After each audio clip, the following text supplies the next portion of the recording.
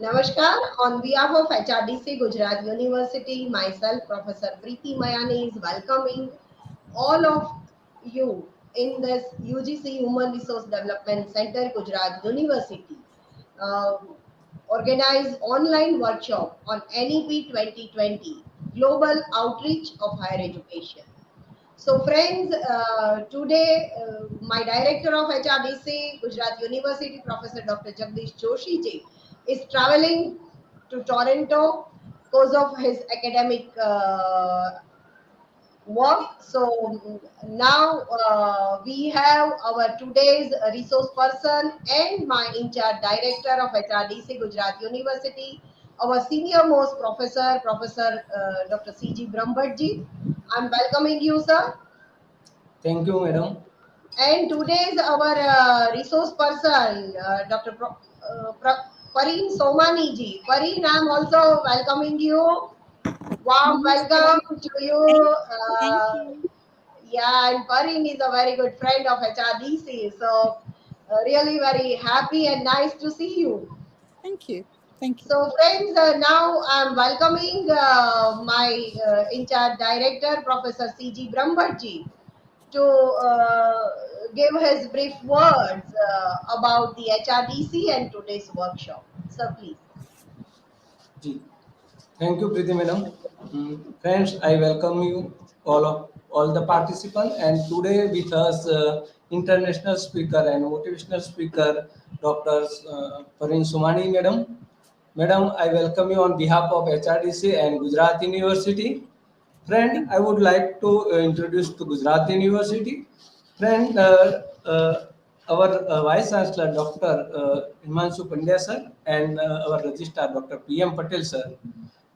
Under his leadership, we achieved first rank 5 star in the Gujarat State International Ranking Framework, and we are first in Gujarat and 26th in India for category Public State University.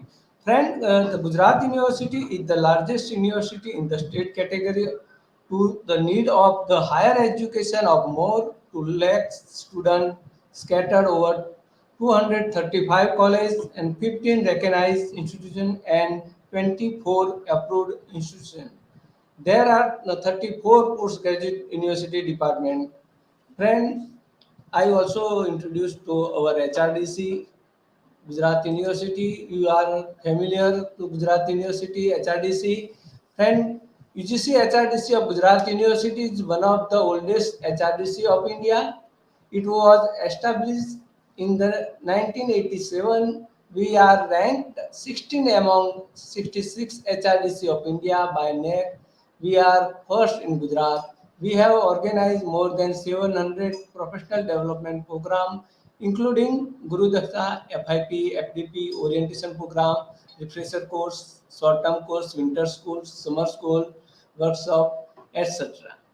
We have imparted training to more than 20,000 research scholars, academicians, and administrative working in the college and University of India.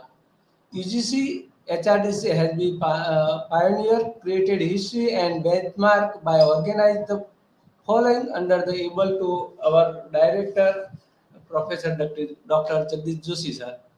Friend, the first of its kind online refresher course in India in the year 1819 with the more than 2,100 participants have attended it. The first of kind online refresher program in English language teaching, ARPIT, with record break 8,900 participants in the year 1920. The first every online short-term course on e-content development during the lockdown and unlocked 118 course with about 5,000 participants have successfully completed. The participants are from the across the country. The first online professional development program for the administrative staff of university were organized during the lockdown with the 105 participants. And the first of its kind PhD coursework for all the recognized PhD scholar, Gujarat University has been organized since 2016. HRDC GU is coordinated the online e-content certain training for all the professor of the college and University of Gujarat, along with the Department of Higher Education, Commissioner of Higher Education and Knowledge Commissioner of Gujarat in 20. Uh, we invite international resource person. We provide consultancy also. Friend, today workshop on outreach globalization. Friend, NEP 2020, we are try to what do our central government will take very good initiative for the international students. And I some point out for you sharing some point. Large number of international students studying in India and greater mobility to student in India visit, study at transfer credit to or carry out research at institution abroad. India will be promoted as a global study destination providing premium education at affordable cost. And international student office at each HEI hosting foreign student will be set up, coordinated all the matter relating to welcoming and supporting student arriving from abroad. Research and teaching collaboration and faculty student exchange with high quality foreign institution will be facilitated. High performing Indian university will be encouraged to set up campus in other countries. Similarly, selected university from among the top 100 university in the world will be facilitated to proper in India. And it is in NEP 2020, our central government is try to our abroad student is get some point out here. Madam, I welcome you again and thank you for your you are inviting accept our invitation and your presence here, madam. Thank you very much, madam. Pari madam, welcome you on behalf of HRDC and Gujarat Union again. Thank you very much, madam. Thank you, Preeti madam. Please, over to you, madam. Thank you so much, CG sir, for giving the brief introduction of Gujarat University and as well as HRDC Gujarat University. So, friends, let's move towards our today's resource person. She is not only beautiful, she has intellectual mind. Uh, Dr. Pareen Somani. Let me introduce first. She is independent academic scholar, educator, motivational speaker, author, and writer. Academic scholars of UGC, HRDC, Saurashtra University, and Gujarat University. She traveled more than 79 countries globally, making positive global change. She published more than 27 educational papers and newspapers, articles, magazine articles. She published 11 books, featured in more than 40 videos, 84 newspapers, and books for her contribution to the society. She delivered more than 111 sessions at various scholars faculties within universities, international conferences, governmental and NGOs. 21 upcoming academic publications. We are eagerly waiting, Parinji, for these publications. 18 upcoming international conferences, presentations, and other publications. She is the President, Shantidut Parivar, Ambassador of Global Peace, England, Ambassador of Project Life, India, Global Vice President, Global Education Sector for the MSME Chamber of Commerce and Industries of India, Chairperson, Residential Home London, Academic Researcher ASG, Multi International Award winner, most recent award International Academicians Excellency Award 2020. The international public figure, Award for Education, the most inspiring people on earth, chosen as 101 great personalities who have inspired the world 2020. International Mother Teresa Award 2020, Dr. APJ Abdul Kalam National Award 2020, Honorary Doctorate, Global Education, uh, Unsung Fighter of COVID-19, Inspiring Bharat Ki Lakshmi, Best National Motivational Speaker Award 2020, She Inspires Award 2020 at Houses of Parliament, England, Good Citizen Award 2019. So, Parin, friends, we have this eminent personality with all of us. Parin, I'm requesting you to share your views about the topic.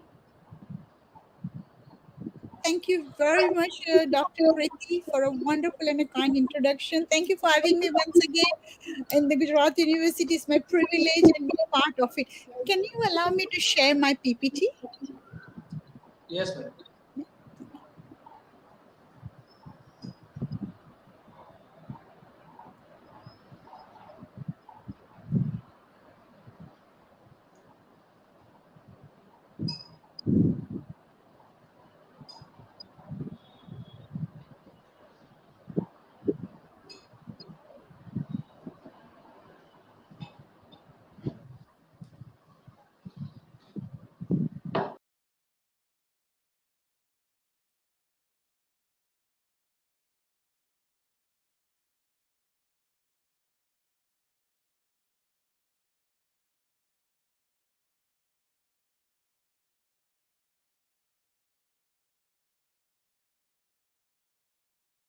I think, friends, Parin is connecting with us within some time.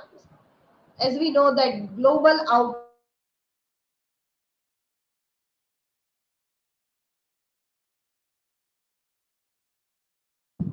Prince of National New Education Policy. Yes.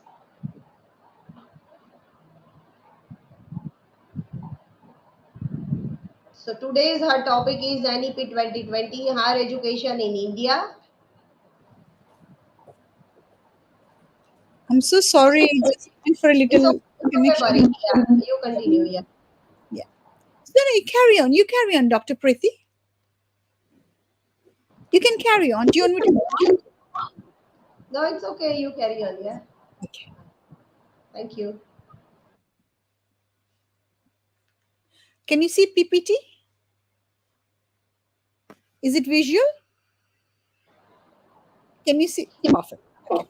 So first of all, I would like to say a very, very big thank you for the lovely introduction. It is my pleasure to be once again with the Gujarat University, and I would like to thank UGC Human Resources Development Center of Gujarat University, Dr. Professor Jagdish Joshi, Professor and Director of UGC HRDC of Gujarat University, and Dr. Priti and Dr. CG and Rashi Ji Pandey, and each and everybody for inviting me here to discussing the national Education Policy 2020 in higher education in India and the global outreach. So, when we are talking about, see, I'm going to be presenting my views. However, I would like all my audience, online and offline, we can always interact and we can see how what are your views on NEP 2020. I don't know what is my I don't know, my slides is not changing some reason. 1 second, I'm so sorry. Parin, if you want, you can just click here in slideshow. Yeah. This Yes, one. yeah. I think you can see my second, na? I'm showing. Can you see? No, you can't No, see that. just come Parin, first one. Yeah. No, it's not. No,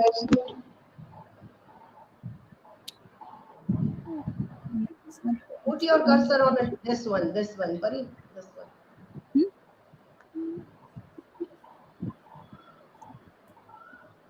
I think so. Something is. allow me to wait 1 second. Just bear with me.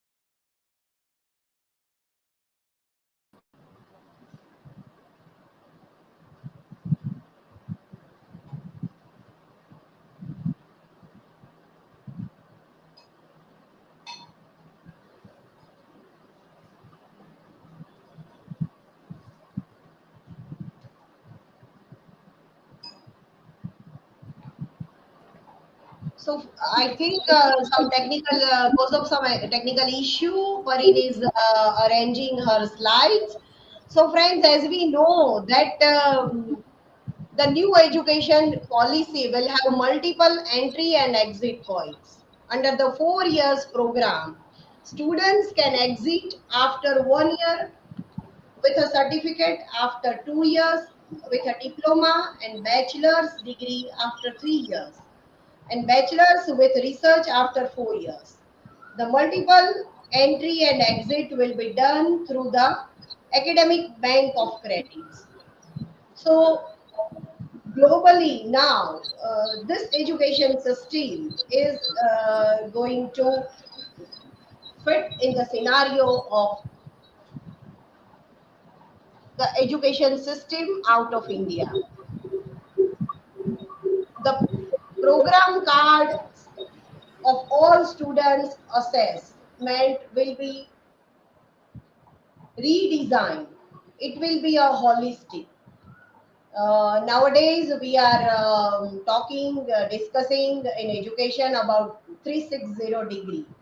So, multi-dimensional report card, and that will reflect in great detail the progress and uniqueness of each learner in the cognitive, affective, and psychomotor domain. So, Parin, if you are able to deliver, then you can, yeah. Yeah, I can. Are you able to see my? I don't. I can't change my slides. Looks like that. I still can't. Can you see my second slide? You continue, yeah. No. Can you see my second slide coming up? No. No, ma'am. You No, there can't is see. a first slide is there. We can see your first slide. I don't know. I don't know what's wrong with this. Ma'am, you I'm, share your slide with I share can't. screen option. You can share your slide with your share screen option, and Yeah. then you Yeah, that's moving what I'm your slide doing. easily. Yeah, Hmm. that's what I'm doing. It. Hold on. Let me try because I don't know why it's not allowing.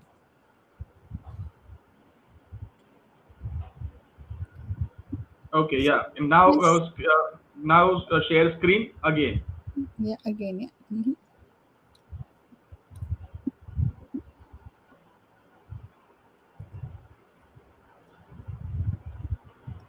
You can see the second Yes, slide yes, now. yes. Okay. We can see the one slide. There is a title education. Now another. Now another. Yes, it's moving Perfect. You can perfectly. change. Oh, perfect. Perfect. Hope Yes. it does. Sorry about that. Sorry for all this mess and technical No, hiccup. no. So let's go back. Thank you so much, Dr. Preeti, for entertaining all our audience here. Let's go back and see.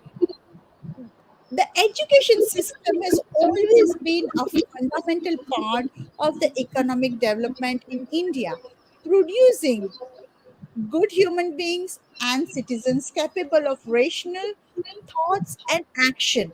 So, possessing compassion, empathy, courage, and resilience, scientific temper, and creative imagination with a sound, ethical mourning and values. So when we think about education, we think about two factors. One is understanding the importance and the need of policies within our countries, and second is adapting to the policies within our country. I'll repeat that again, that number one is understanding the importance and the need of the policy within our country. And the second thing is adapting to the policies within our countries. The reason for me to emphasize is something that, yes, we all know about it. We know from 2020, but are we adapting? Are we able to cope what things are going on? So that's one of the reason why I wanted to emphasize on the two factors. But we can develop our country with the endeavor to entice the world to seek education through and within the NEP.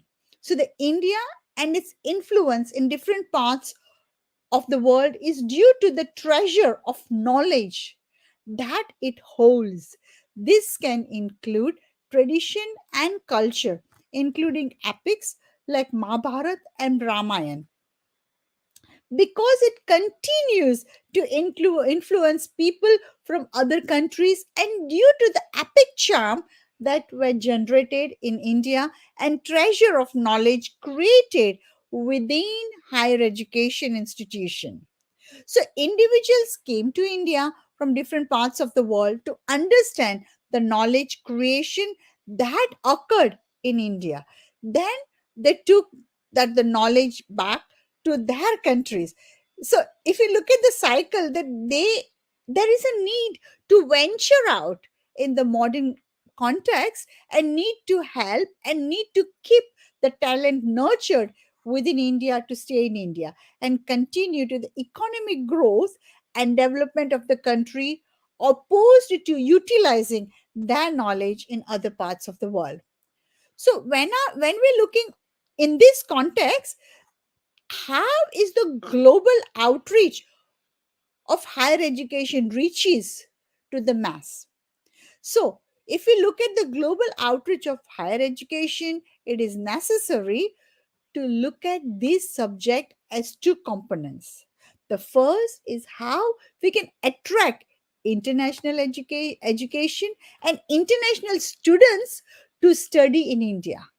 And the second component is how we can export our educational system and educational institutions, knowledge, tradition to the different countries around the world. The new NEP, it tells us universities, although there are many reservations about international universities coming to India and doing business here, we need to look at that from a different angle, because when international universities come to India, they will have to Indianize they have to Indianize their institution to ensure compatibility and smooth functioning. So it is the only way, and it is the only this way the students residing in India will be able to take advantage of educational opportunities provided within that from that educational institution. An Indian educational tradition is deemed to focus on teacher taught relation, that I believe that when we are believing that how can that happen when the relations between the teacher taught, and that is believed that is a foundation of Indian sort of education. So within history, if Ram and Krishna went to acquire education within ashrams, it is not because homeschooling was unavailable to them, because they lived in a big palaces. They decided to leave their large palaces and choose to be educated by the gurus or teachers following the Indian school of thoughts. So this highly respects the relationship between students and educator. The foundation of basic thoughts of Indian education philosophy is actually learning by examples. Students learned through the way their their educators behaved and conducted themselves, not only in the public but also in their family lives. So students learn and are taught through illustration. Therefore, within history, students were invited to go to the teachers' houses, and they become a part of their family. So, hence the notion of learning and teaching through examples and the way of living has always been at the core of the nation of Indian education. So when we're looking at the international universities, when they come to India, it is important for the government to create a framework enabling efficient operation, not only for the international universities but also for the benefit of India itself. So, for example, there are numerous unique organizations within India that requires specialized software to ensure appropriate operation of their equipment, particularly in contemporary life, where technological advancement are increased rapidly. There is a heavy reliance for Indian industries to look outside of India and seek to purchase specialized software from different countries. Why is this? It is because, unfortunately, within India, there are no companies that may be available that create specialized software produced for a high and projects. So there, therefore, there is a dependency is required on countries outside of India to produce and deliver to Indian needs. So when international universities come to India, there is a need for them to produce a diverse area of education, diverse area of knowledge, creation to ensure benefit to students within the country. If this has not been made possible when welcoming the establishment of international university within India is not conceived. There is a need for diverse courses to be delivered to students within higher education,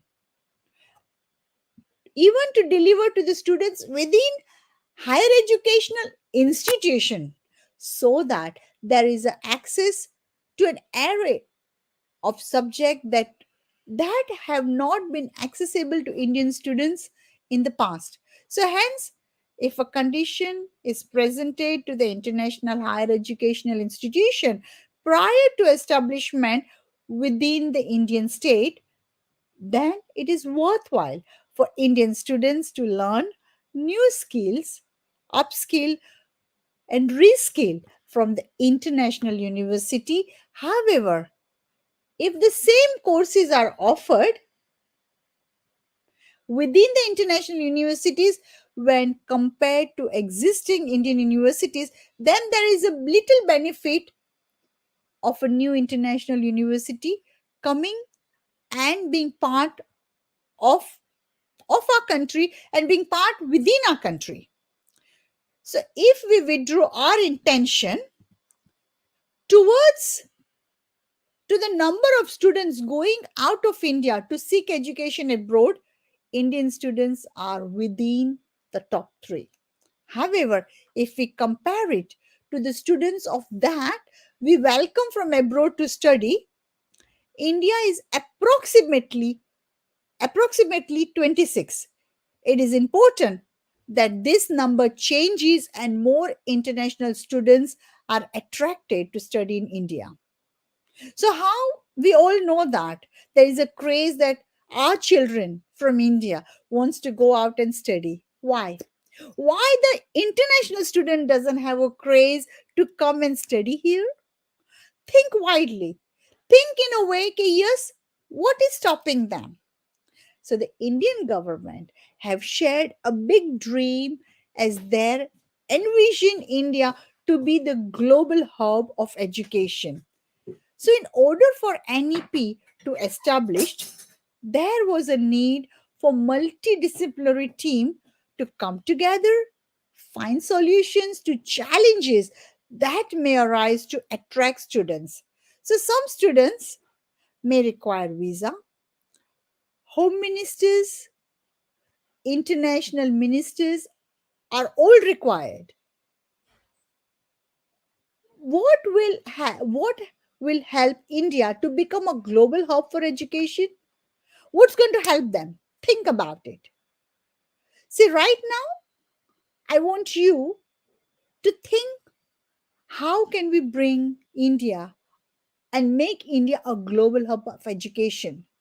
So there is a need for a private and a government respect representatives and home ministers affairs to work together. There was a time where it was easier for international students to come to India due to the relationship with England. However, when well qualified educator returned to India from different countries around the world, many are not affiliated with different universities.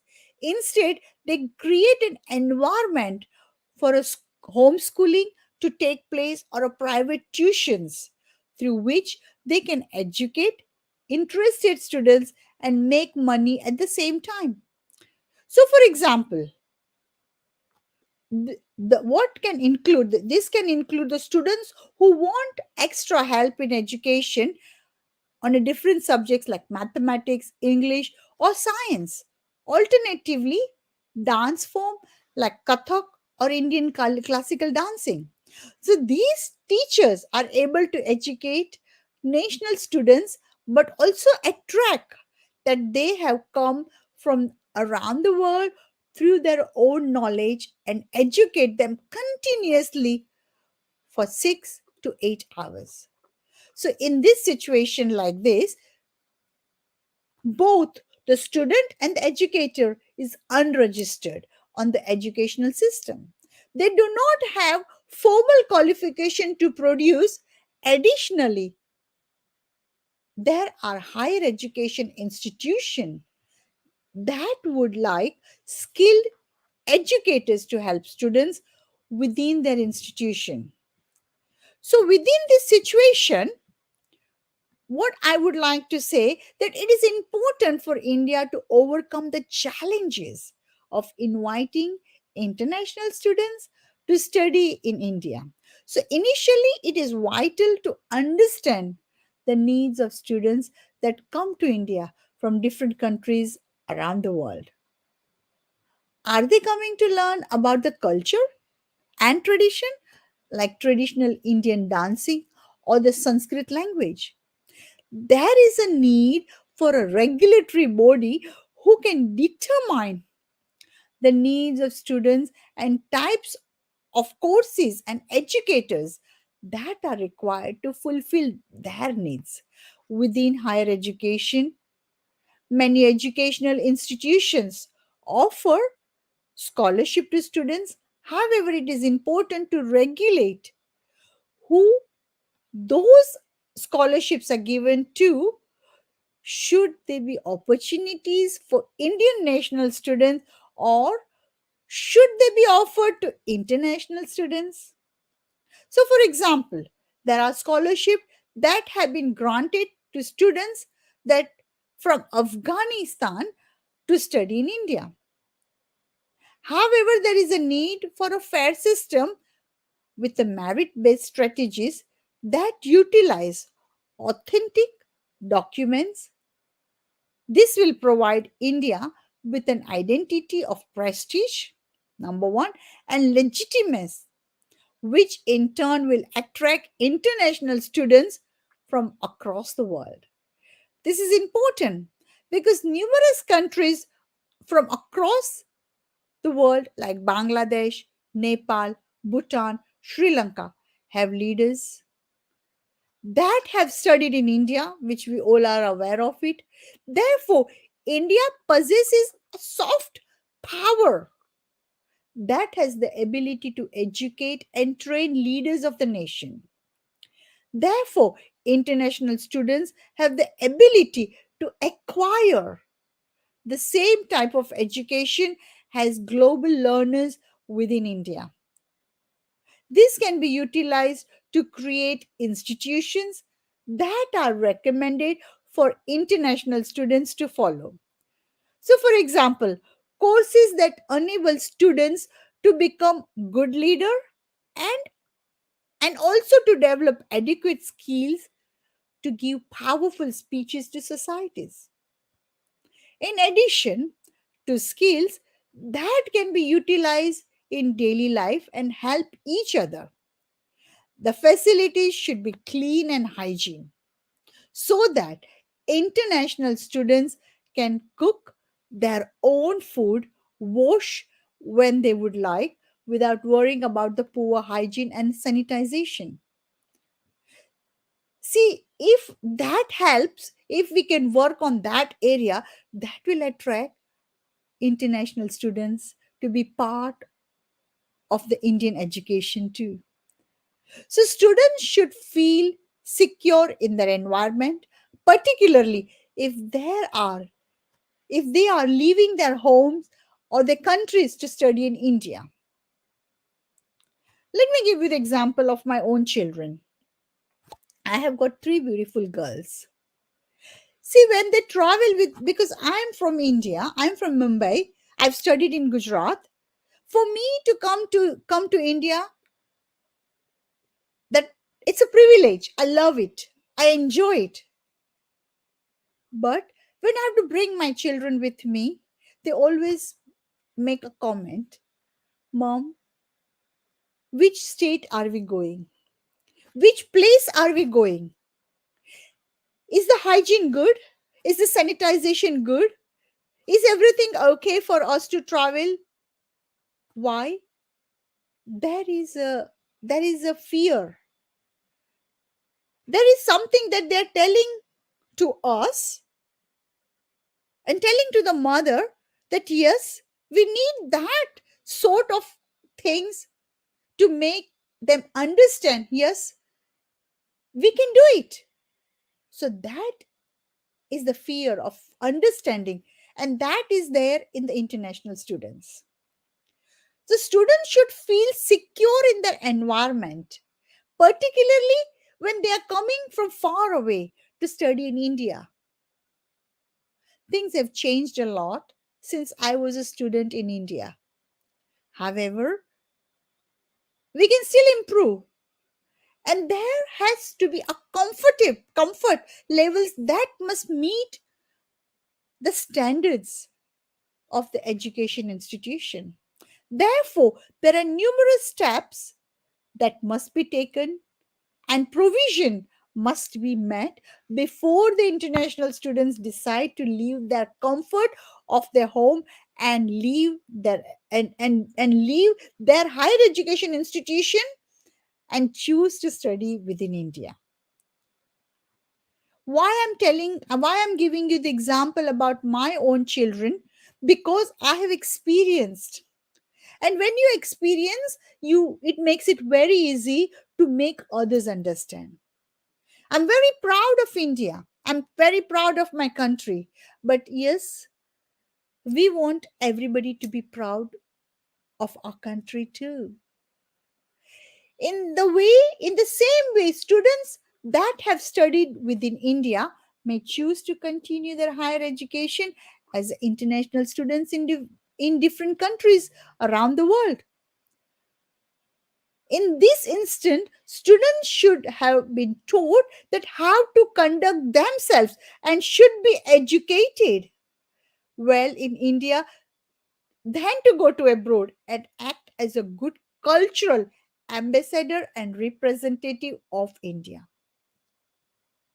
This will provide inspiration for others, and it will help them to explore their higher education opportunities in India, particularly when this may not have entered their minds before. Because I love my country, I want to help my country.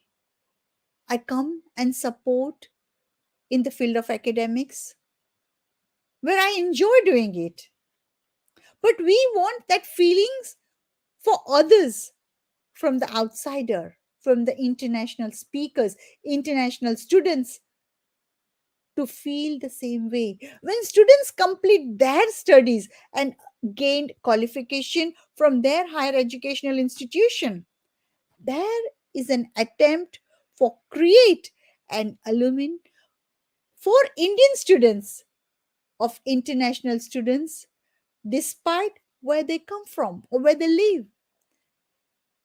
It is an opportunity for students globally who have gained qualification from Indian universities to collaborate and share ideas to find solutions to challenges that are being faced in contemporary life.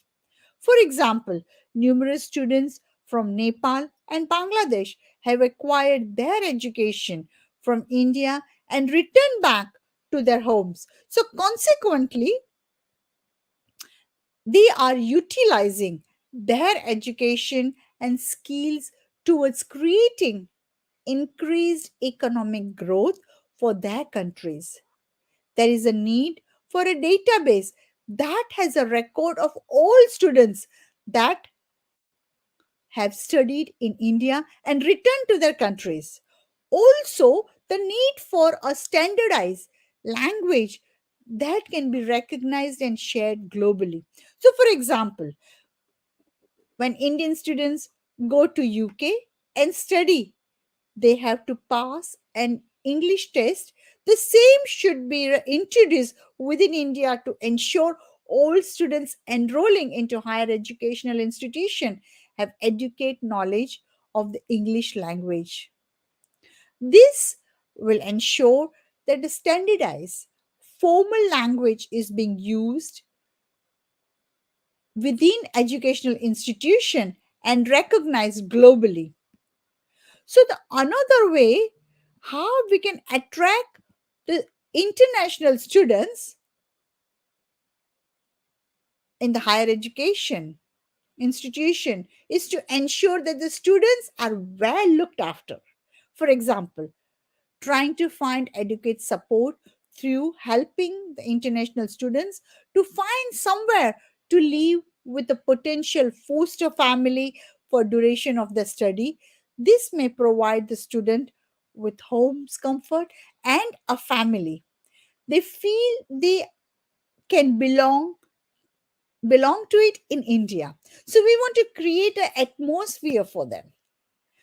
Alternatively, a structural format through which students find it easier to make friends and learn about the culture and traditions of India, including what is socially acceptable and what is deemed unacceptable. The meaning of certain rites and rituals of society they may have chosen to reside in. So, clothes, food, and potential areas of risk to keep safe. Thus, providing a dialogue for international students to understand India's better way of living life. So, since NEP 2020 has been introduced, there are two major concerns. Number one, the first concern relates to language, regardless of what language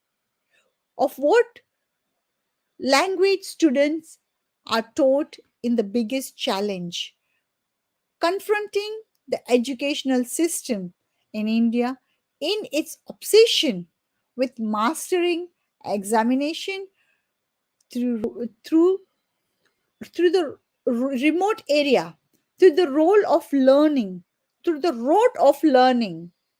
Can you see that? How they can master by being a learner.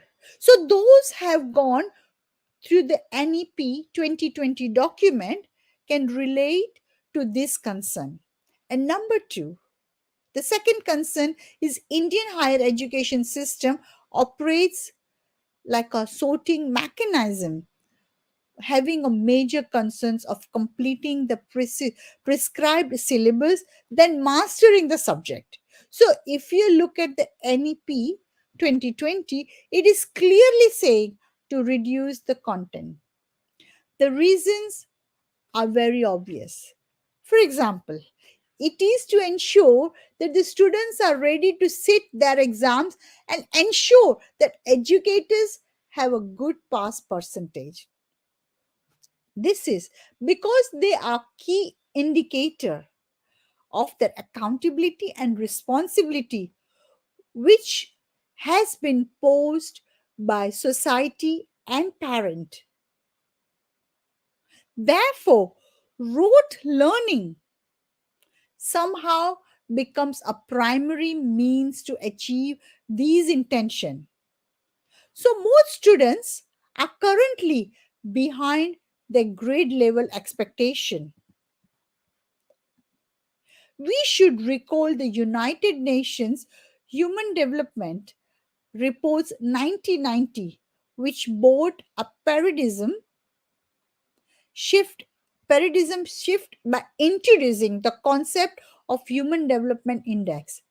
It was said that it will be measured in absolute value 1, and it was identified that three measures parameters will be taken into consideration, including purchasing powder purchasing power of citizen of that nation.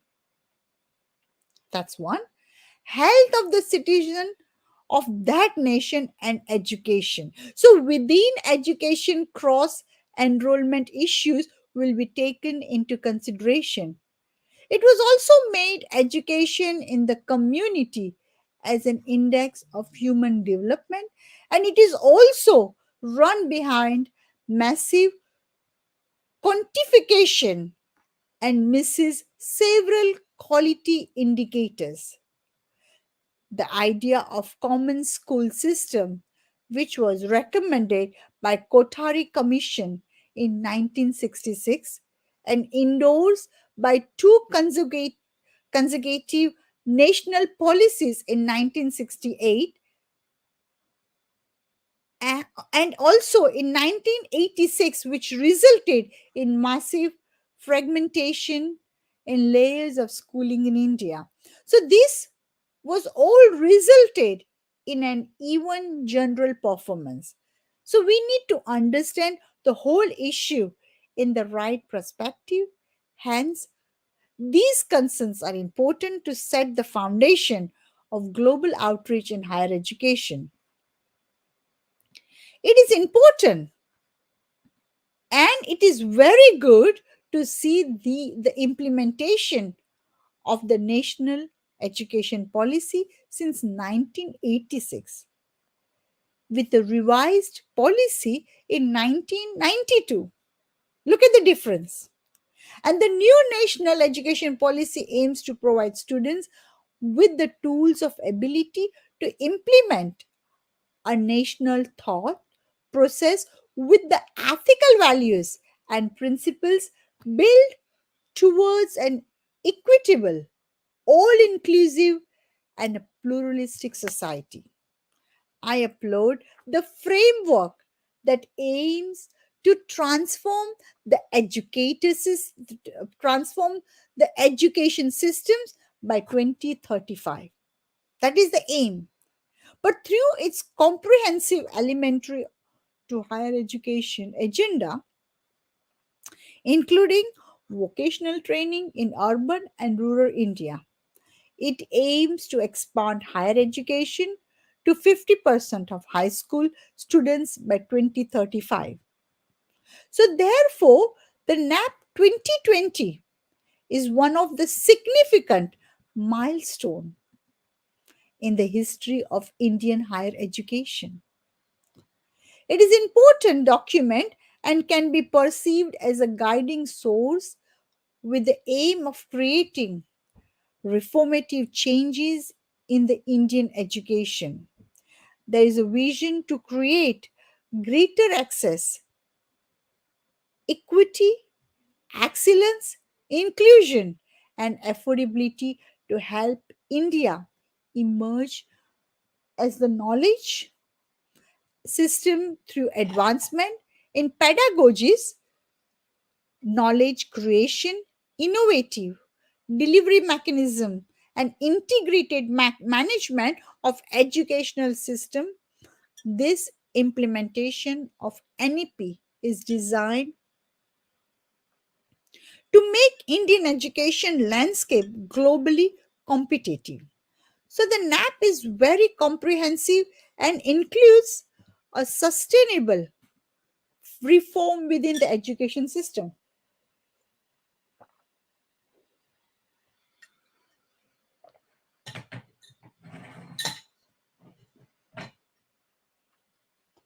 So the NAP makes the higher education more employment oriented and is designed to promote economic and business growth. There is an emphasis on making higher education affordable, inclusive, equitable, combined with an emphasis on the vocational and technical skill development so that the students can contribute towards economic productivity and economic growth during the employment. The NEP makes higher education institution multidisciplinary with course selection flexibility. It also enables a multiply entry and exit criteria together with motivation towards promoting research and innovation. So this has the ability to create an education system that is more inclusive, enabling solutions to challenges that that are occurring in contemporary life, where there is a global competition between the higher education institution, students, and employers. So lifelong learning is a key element. Therefore, technology based adult learning has been promoted through the use of online modes and courses, mobile app, electronic books, and virtual libraries. So adults that were deprived of education during their youth have an opportunity to attend quality education.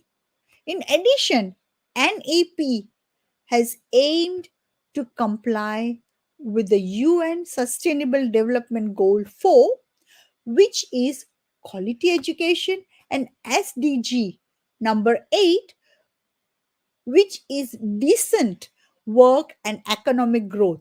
This is to accelerate innovation and progress the educational curriculum.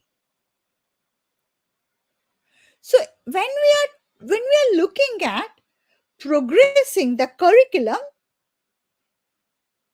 global outreach is not a new concept to India.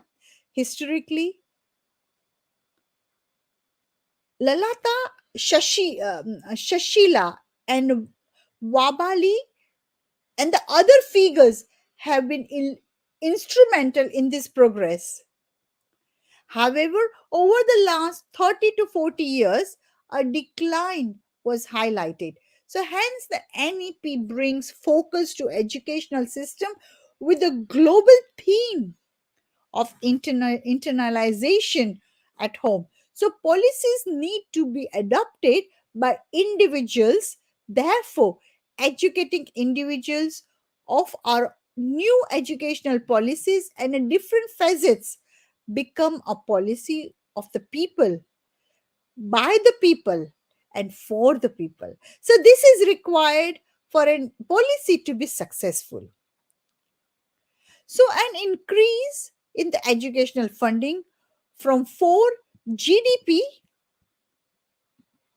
to 6% is positive. However, the materialization of this is necessary as it has not transpired previously as this promises. So there may have been other important reasons that it was not accomplished before, but it is not necessary if we wish to transform the education system by 2040. We can do it, particularly as India possesses 1,522,346 or 55 lakhs or 50 so or 15, sorry, my mistake. I'll repeat this again. I want to make this clear figure that particularly India possesses 1,522,346 or 15 lakhs 22,346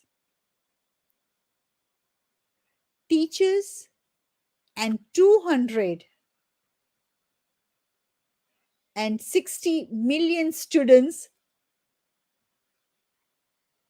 Can you imagine? There is a reference to the term gender sensitivity within the NEP.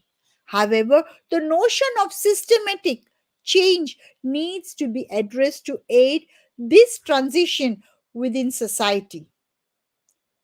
This will enable more inclusive and equitable system to help gender differences and caste prejudice. It is necessary to change social customs and norms in a sensitive manner to facilitate a transition into just knowledge nation. All these figures I have done through the research. So if you do need any more information, please let me know where I can support you on the figures which I've given you. So, although education zones have been developed, students should feel they can be trust they can trust the system, feel supported and not be afraid to ask for help. This is because education should be readily available to every student who has desire to learn and acquire knowledge. Education is not just for one person.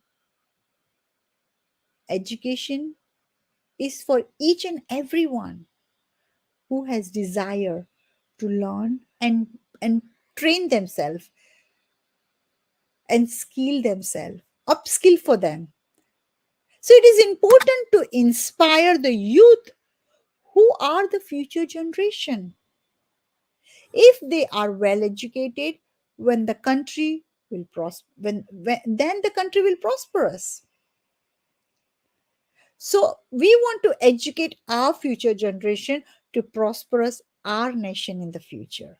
Smart solutions and innovative novel thinking is required to facilitate teaching and learning methods and revolutionize the education systems during this pandemic.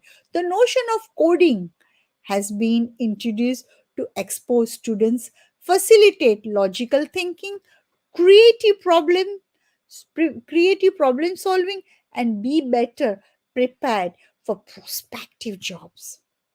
However, it should not substitute human physical fitness like sports and games because physical health is an important and intellectual stimulation. So think about it, a lot of hard work and dedication has gone into devising the National Education Policy 2020. With wonderful development, the educated youth will have more training to be ready to face employment, simultaneously boost Indian economy. Our Prime Minister Narendra Modi has taken steps to implement his vision to transform India through providing a higher quality of education for every individuals, building a sustainable, positive, equitable knowledge society within the nation to ensure the formation of true global citizen. We want to nurture our future generation in such a way that they don't feel like going anywhere. They want to be in our country and help our country. You can see me. I'm a live example for you guys. Even I live in United Kingdom for last more than 30 years, but I love to work in India. My roots are very strong. My culture, my upbringing, the way I've been nurtured, they're so strong that I still want to be part of my culture, part of my society, part of my nation, part of my country.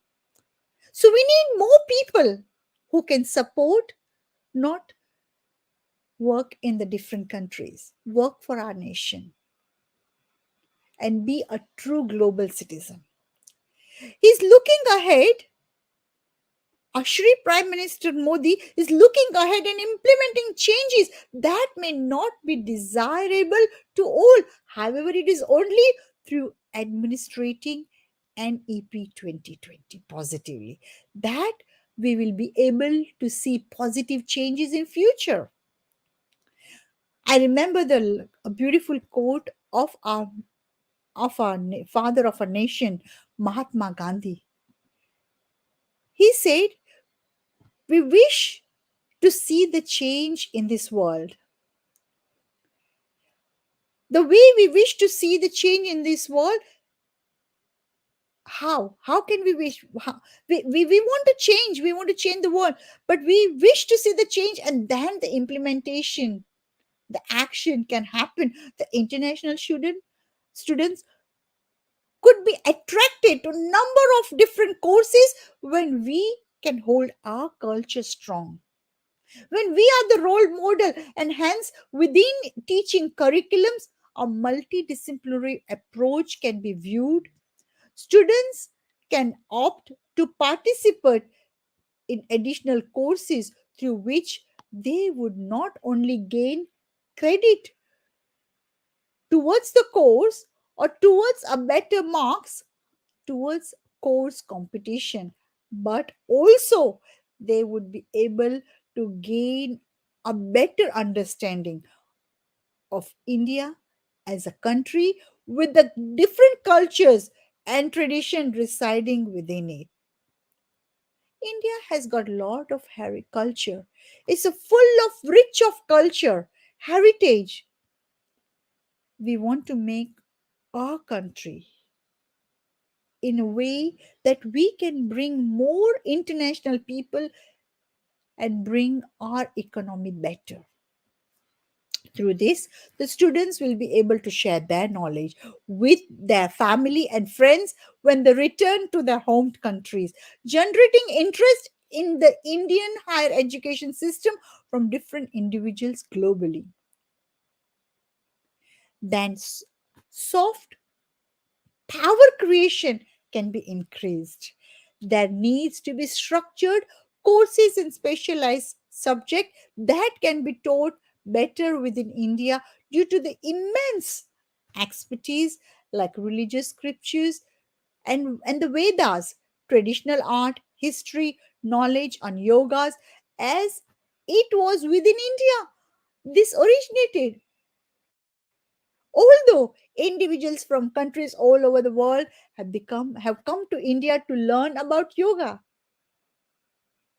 they have adapted it and taught it within the context of their culture after returning to their countries. But ultimately, they have come to India for the purpose of learning yoga because it is an ancient Indian practice. For example, Bhakti Yoga cultivate the expression and the love for the divine through devotional rituals. This can include prayers, singing, dancing, celebrating, and rejoicing.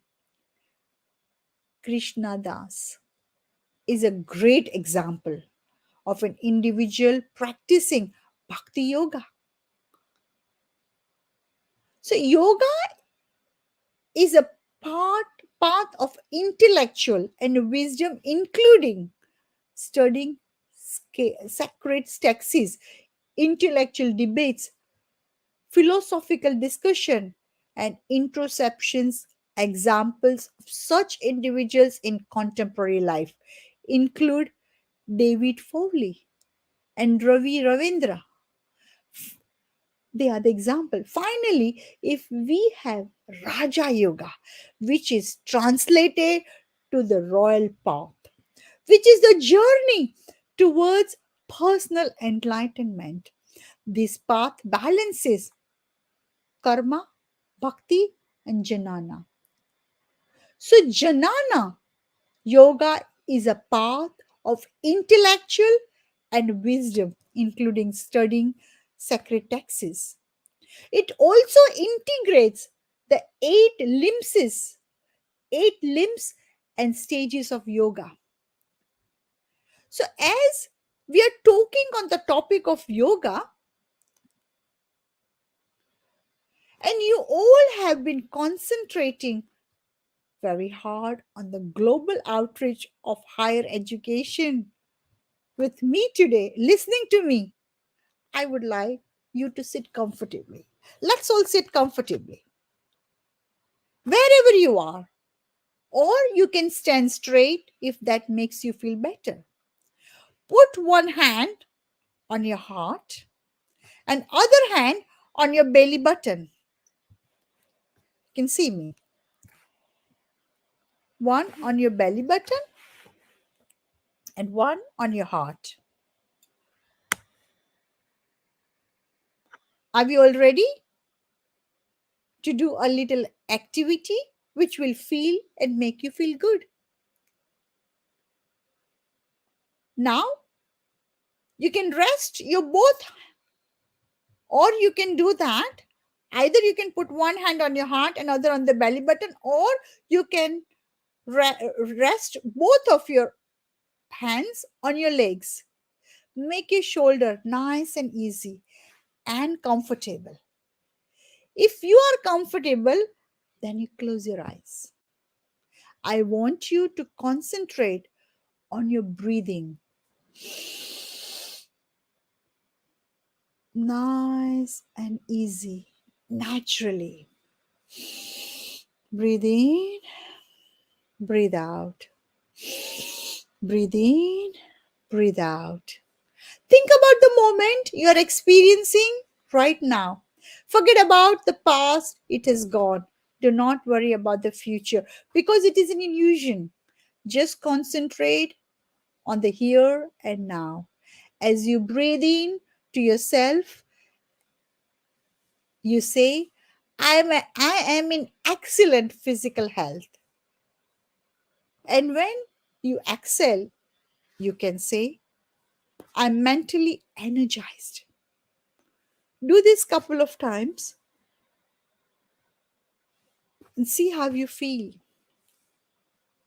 Now just slowly open your eyes. Welcome back. This is a technique that can be used to help you to relax and concentrate on your education. Let's talk about the Sanskrit and a Farsi language. Now, Sanskrit and a Farsi language have a common literature structure. The question will arise in our mind, what do you mean by that? The Iran president told RPM, Ashri Narendra ji, that something needs to be done where Indian university teaches specialized in Indian subjects by nurturing the Indian traditional knowledge system and highlighting specialized Indian knowledge, but highlighting the historical roots that students are being educating, persevering historical tradition. But at the same time, they are learning about diverse culture, tradition, and also subjects that they wish to specialize in. This highlights the importance of new courses to be developed in the higher education institutions.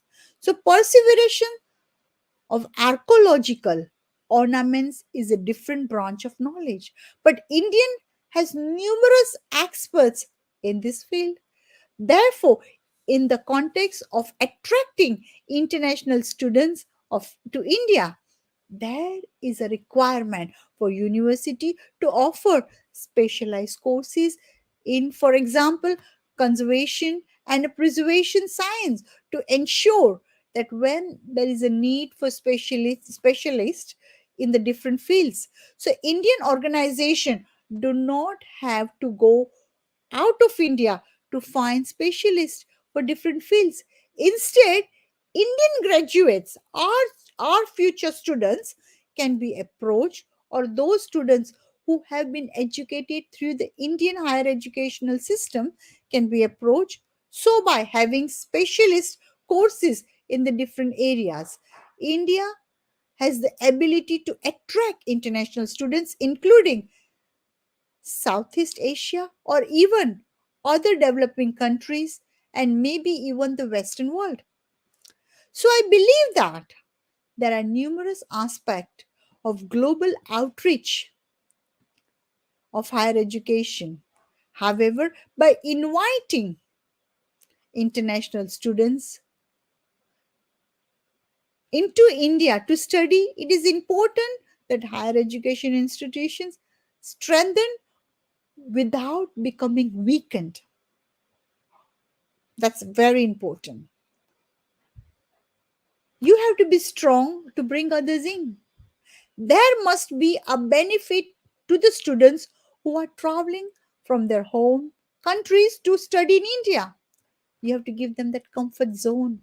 Simultaneously, India must also benefit, enabling economic growth and ensuring the international students are well educated to benefit their own countries through the knowledge they have acquired in India and be proud of it.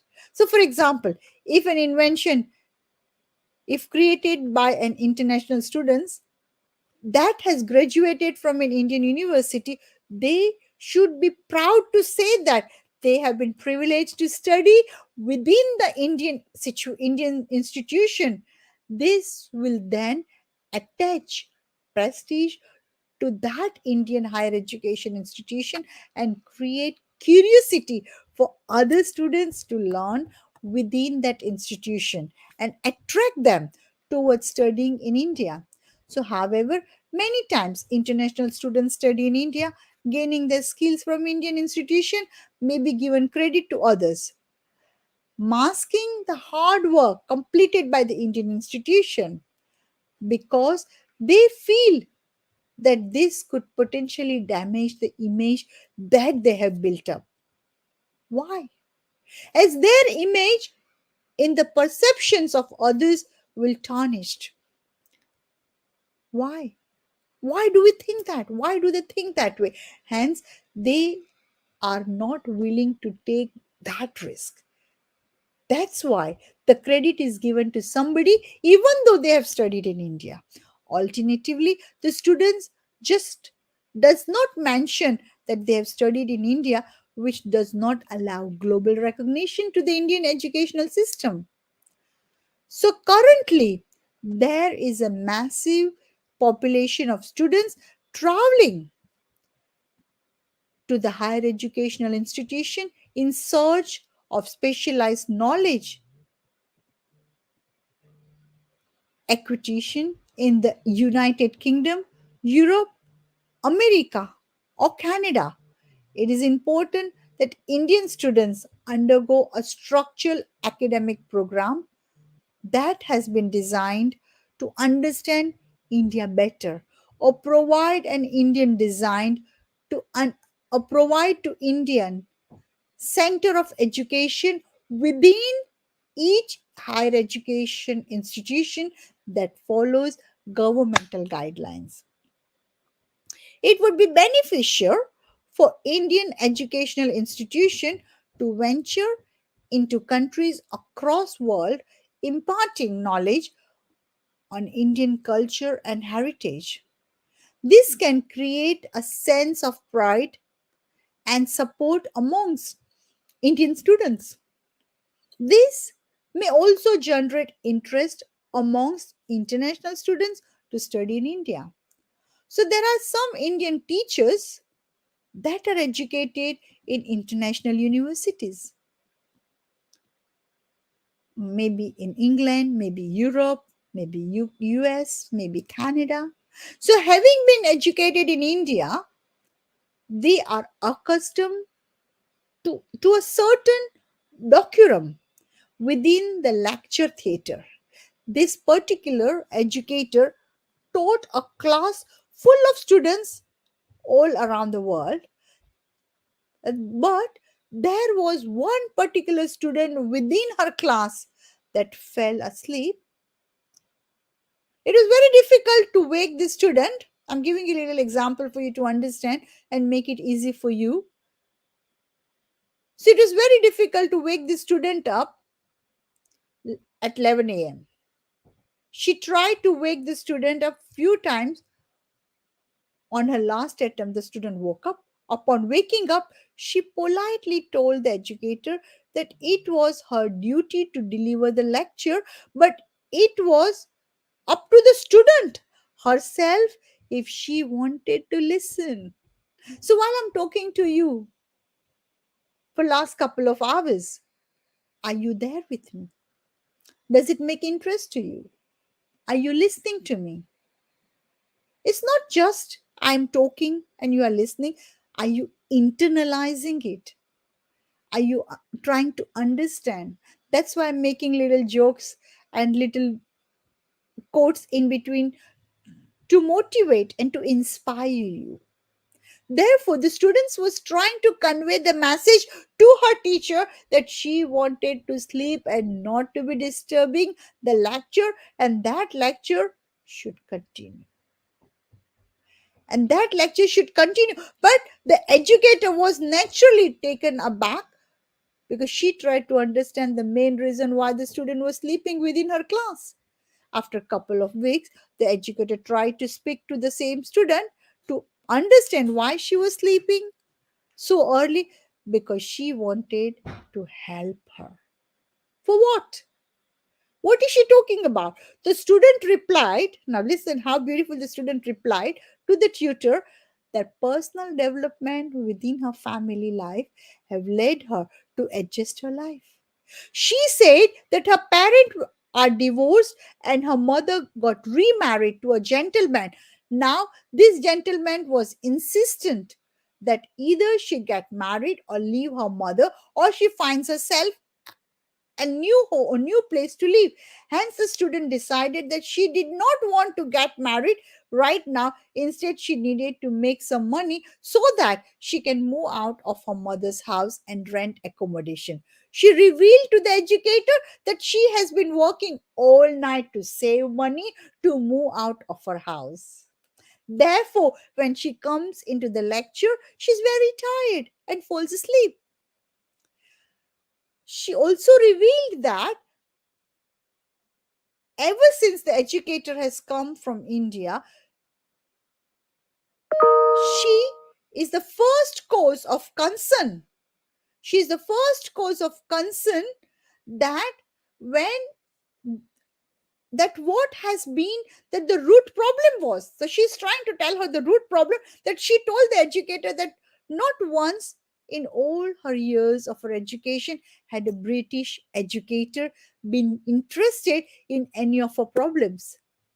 But the Indian educator was not able to resolve. Now, this is not a criticism for English teacher, because there are some fantastic educators and some are very good, like a friends of mine, like, I know some of so important people and they are so good, but the importance attached to the relationship between an educator and a students within India differs to the teaching philosophy in many parts of the world. So the culture, the tradition, the heritage, the gaps between the educators coming from the international level or coming from the different part of the world. It's very important to know your student and the educator knows the priority. This adds to the value of Indian teaching, the education system, and the caring relationship between the student and their education. So, can you see the relationship between the student and their educator where the gaps? This is something that we can build upon. So, Prime Minister Shri Narendra Modi has been insistent upon the exploitation of the educators. So let me ask you all, what would attract students to study in India? What I would like you to do, I would like you to take a minute, think about it, and make a note of it. What would attract students to study in India? I'll give you 1 minute, okay?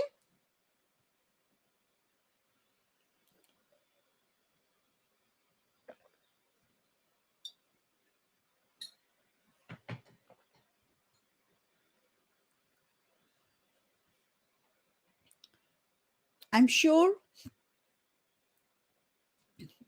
you might have come up with lovely answers, which we can go through at the end of the talk, or you can discuss with your peer group. So let's move on. Hold on to your answers and let's move on. So, in the contemporary life, India has been able to attract students from developing or underdeveloped countries. For example, students from the neighboring countries and students from Africa or Latin American countries have been coming to India for education. Did you think of the answers? I just told you to hold on, but did you think of these answers? So, if we suggest students from the Western world, like the US, England, Europe, or even Japan, for what matters would come to India?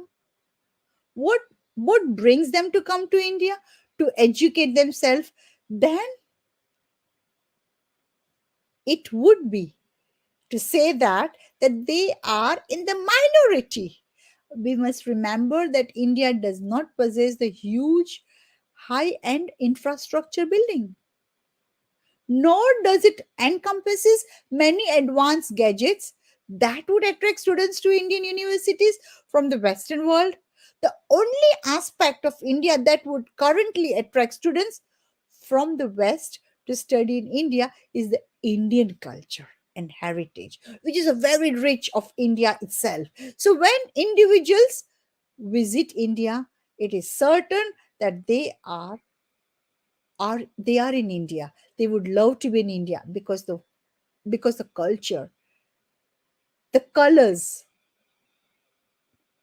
the people,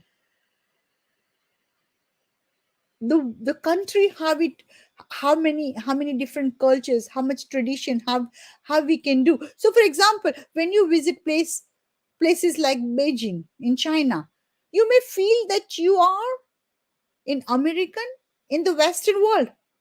No students would get those feelings if they entered Mumbai or Delhi or Gujarat. Will they have a feeling like that? So, when entering these states, individuals know that they are in India. Hence, there is a need to attract students and provide them with the benefit of studying in India and how studying within Indian university will help them to progress in future. But unfortunately, there are not many universities which are totally ready with the correct infrastructure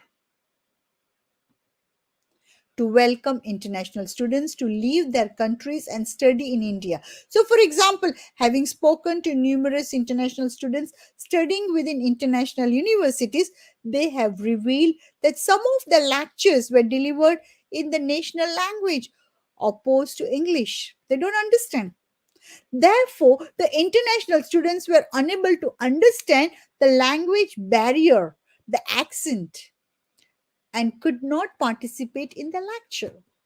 Like I told you the story.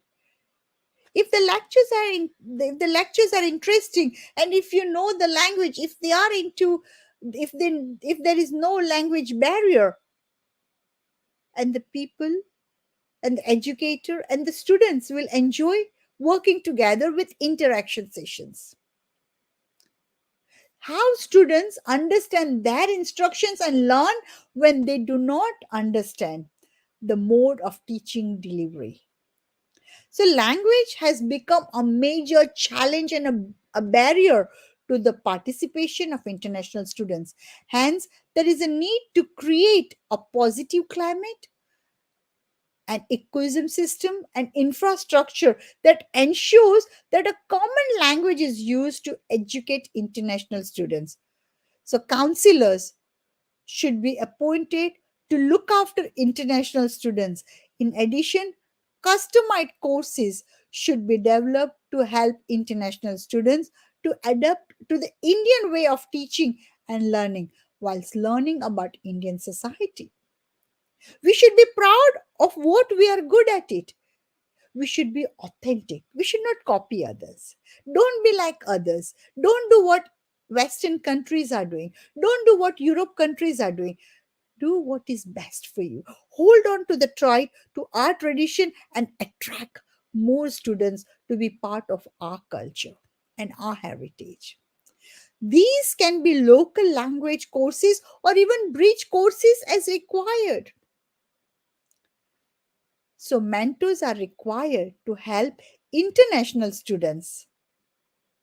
How? How they can help the international students to settle into India and answer arising questions what they have got in their mind. Therefore, a mechanism should be implemented enabling international students to immerse into the Indian culture. If we think of all these things, then most certainly it is possible to attract more international students to study within the higher educational institution. There are numerous students that would love to come to India to study and be immersed with the Indian culture. However, the poor management system, sorry to say that, the poor management system and the infrastructure within India is a challenge that has to be overcome. And I'm sure we can do it. If we can all work together, yes, why not? Nothing is impossible in this world. There is no word called impossible in the dictionary. Everything can be possible. So, currently, if we pre register students enrolled into a university within India, it is likely that the university does not take care of them in the way they should. From the moment a student gets off the aircraft and leaves a particular airport, they require assistance. Unfortunately, due to the language barrier and the unknown, are find they find it very difficulty and a challenging to get into that university. I know that we all are trying very hard to help our international students, but because of the language barrier, they are not able to understand our language. They are not able to understand the way we want to do things for us because the gaps of language, understanding the tradition and a culture gives the barrier to international students. This is all because there is nobody to assist them. These are all issues that requires resolving and challenges that can be overcome if we look after new students well from the moment they arrive into India and welcome them from the beginning, be needful and ensure they settle well in with us within our culture, then eventually students from countries globally will feel comfortable to enroll within universities in India. These are initiatives that need to be implemented if India would like to become a hub of higher education and progress in the global outreach of higher education. India has more than 40,000 colleges, 1,000 universities in India. India has significantly increased access to higher education. If we look at the historic scenarios, there has been an increase in equity from the current gross enrollment ratio of 21 percentage. There is an expectation for that to increase to 50% by 2035. How can we do that? This is conceived in the National Education Policy 2020 document.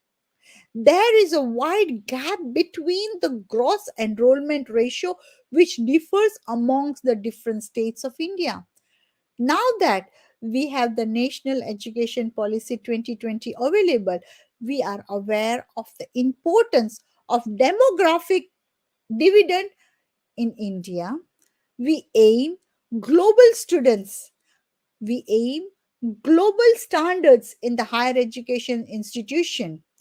We need to remember previous realities to ensure global outreach of higher education is a true sense. There are some studies by aspiring minds have revealed that more than 80% of engineers are unemployed.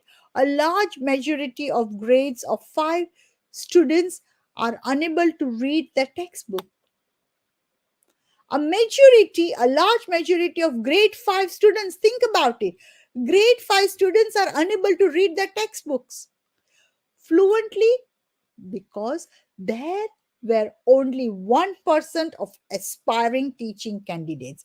Although this is now improved to 10% according to another study, more than 32% of teachers were found unemployable. There have been adventure and individuals have been mistreated by medical professionals. Buildings have collapsed. Qualified architect and engineers are not unknown. A group was asked, "What is education?" The guru replied, "Education is something mysterious. It is something mysterious that passes from the lecture's note to the professor to the notebook of the student using a pen without using the mind of either." This was a scarcity reply which had contained an inherent message. It is important for educators and students to understand teaching pedagogies and the concept that they are being taught. An interesting anecdote on outcome based education has an interesting metaphor. A young boy tells his father that he was taught that the pet dog how to whistle. The father asked him to demonstrate, and the boy called his dog and asked the dog to whistle. And the dog affectionately wagged his tail instead, as the boy was in front of his father, and the dog did not whistle. Boy re-instructed his dog to whistle. The dog then responded with vigorous wagging his tail. So when his father pointed out that the dog is not whistling and he is only moving his tail, in response, his son then replied the following to the father: I told you, Dad, that I have taught him. I did not tell you that he has learned to whistle. This is a very interesting metaphor, especially as educator within higher education institution. It is relevant within education with a heavy curriculum, within which students fail to produce evidence of learning. These we refer to as learning outcomes. Therefore, some newspapers refers to this as a wasted minds. When we look at the report of University Education Commission, a few lines from T.S. Eliot are quoted. A beautifully quote. I really liked it. So I thought I would like to share with you. Where is the wisdom? T.S. Eliot says in his quote, where is the wisdom? He replied again, he said again, where is the wisdom? We have lost it in the knowledge. So, where is the knowledge? We have lost it in information. This cycle of centuries has brought us further from God and closer to the dust. So, within the last approximately 75 years, many mistakes have been made concerning education, wisdom, and knowledge. A famous quote of Winston Churchill states, I love to learn, but I hate to be taught. Similarly, Albert Einstein said, in the past, I never teach my pupils, I only attempt to provide conditions in which they can learn. Similarly, we teach today like we taught yesterday. Then we rob the student, then we rob the children of tomorrow. These are all important codes because we need to overcome our challenges that we have been presented with within the past so that the future can prosper us. We need to ensure global outreach of higher education. We must create an education system in such a way that we can form and inculcate and in, we have inclination a sense of logical thinking. We need to understand the whole issue in the correct perspective. NEP 2020 has implemented in several stages, and it is high time that the lessons from the past must be kept in mind while converting the intent and the content on NEP 2020 into strategies that can be action. We must ensure global outreach of higher education. In particular, we can see through recent initiatives that India is trying to inaugurate the existing to, to inaugurated the existing higher education system through NEP 2020 in attempt to take its rightful place amongst the best higher education institutions globally. So NEP 2020 has built on five foundation pillars, which is access, equity, affordability, equality, and accountability.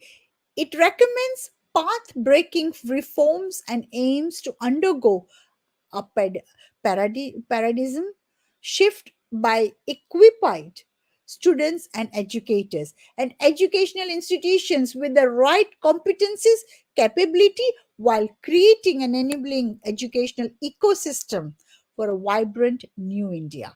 The whole document of NEP 2020 focuses exclusively on attaining the higher and the highest global standard in the higher education. It is also reinforced the need to attract a greater number of international students to achieve the goal of the global outlook. The policy appreciate the critical need to promote India as a global study destination, providing premium education at the affordable cost. The policy aims to aim the policy aims to make the younger generation of learners aware and understand the global issues and make them truly global citizens committed to the human rights, the United Nations Sustainable Development Goals, towards the upholding values, ethics, and global well being. If we look at the approaches to promoting the global outreach of higher education, the NEP 2020 is helping to facilitate students and faculty mobility to establish faculty. I lost my word. Hold on. Helping to facilitate students and faculty mobility to establish international partnerships for research. This is the process through which institution can enroll students from around the world, as well as the feasibility of carrying credits across the institution in the multiple countries and following unified measures. So coming back to NEP 2020 calls for India to become a global study destination. Therefore, we need to understand the intention of the policy and the content of it to completely, totally decoding the whole document in it right perspective. That's a concern. For example, if we look at the founding pillar of NEP 2020, including access, equality, equity, affordability, accountability. It's equality, affordability, and accountability, and access. So these are the five pillars. I repeat it again so you can recall it and you can think of it, your opinion, that each pillar has challenges. For example, if we look at the access, we can see the role of online education. We look at the equity, we need to overcome the private institution and digital divide. If we look at the quality, we need to overcome a past mistake. We look at the affordability in the term of investment, because the policy document is reiterating the ideas of the authoritative commissions to reach 6% GDP. If we look at the accountability at the high time, that we need to understand this word totally by decoding the national education policy, we will be able to do this by being fair and honest to ourselves as educator and the students who are not upcoming generations. University should provide the best educator and teaching pedagogies encompassing the entire field of knowledge using the totality of available resources. This teaching and knowledge should be available to global students, respectively of caste, gender, and social economic background, religion, or any other reason. The frontiers of learning should be extended, and the NEP 2020 should be followed by discipline our spirit. This is the time we need to think out of the box and to ensure that we are presenting opportunity for international students and the national students alike to have an experience that is safe and positive and holistic. I got two more slides to do, and I'm going to be ending my presentation because I know my technical hiccups have taken some time, but I'll go through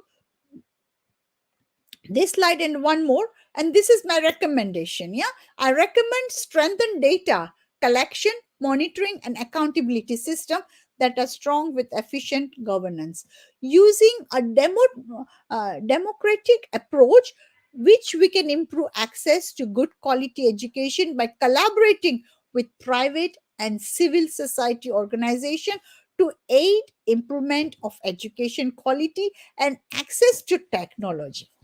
This will ensure equality in access to education and resources, including technology and total inclusive access in the rural and urban areas. So, there is an emphasis on the critical thinking, but we should ensure blended teaching and learning methods are incorporated. It is vital that the governmental and the non governmental organization together to provide quality education and accreditation for all students. Provision should also be made for exit pathway for international students who may fail to attend a visa to study. So we should give them a choice.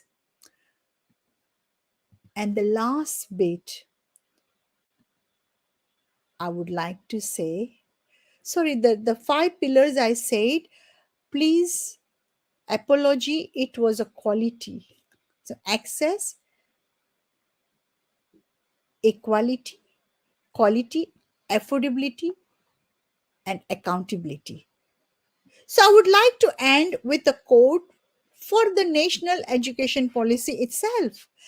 Education is fundamental for achieving full human potential and promoting national development. I'm sure that you are still holding to your answers, and I'm sure you can share with me now if anybody wants to do that. And I know I have taken a lot of time, but because this is very important for us to know, and this is something will help us not just to motivate ourselves but to motivate our future generation. And by doing that, we are giving our country, our nation, the director of Gujarat University and professor and Dr. Preeti and Dr. CG as well for having me here. And Rishi ji, बहुत बहुत शुक्रिया. Namaste. Thank you so much for views about regarding the new education policy 20. Since the NEP has taken measures, and that's why it is essential to put more emphasis on connecting education, multidisciplinary and holistic education.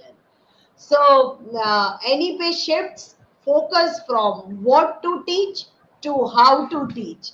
So it's really very informative session taken by Dr. Pareen Somani. So Pareen, thank you so much on behalf of HRDC Gujarat University. I am also thankful to Honorable Vice Chancellor of Gujarat University, respected Professor Dr. Himanshu Pandya ji, our Registrar of Gujarat University, respected Dr. P.M. Patel sir, my Dynamic Director of HRDC Gujarat University, Professor Dr. Jagdish Joshi ji, my in-charge director of HRDC Gujarat University, respected Dr. C.G. Brahmbhatt ji, and the entire team of HRDC Gujarat University, and last but not the least, all the participants of this workshop. Once again, thank you, Professor Pareen, Dr. Pareen Somani. See you and keep in touch. Be with HRDC Gujarat University. Have a great day. Thank you so much. Bye bye Thank to you. everyone. Thank you.